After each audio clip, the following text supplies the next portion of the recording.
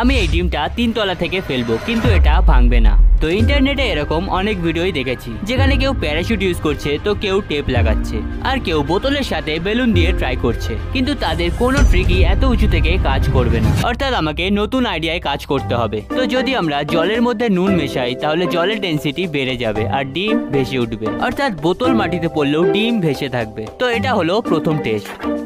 তো এখানে বোতল ভেঙে গেলেও ডিম ভাঙলো না, অর্থাৎ শক্ত বোতল ইউজ করতে হবে। আর এখানেই আসলো আসল টুইস্ট। বোতল শক্ত হওয়ার কারণে ডিমের ওপরের অংশে একটু ধাক্কা লাগলেই সেটা ভেঙে যাবে। তাই আমি ডিমটা জলের মাঝখানে ভাসিয়ে রাখার চেষ্টা করব। তো আমি জলের মধ্যে নুনের পরিমাণ এমন রাখলাম যেটা ডিমের ডেনসিটি ম্যাচ করছিল। এবার আমি 3 তলা থেকে ফেলবো, কিন্তু 3 গোনার আগে তোমাদের হাত সাবস্ক্রাইব বাটনে ফেলতে হবে।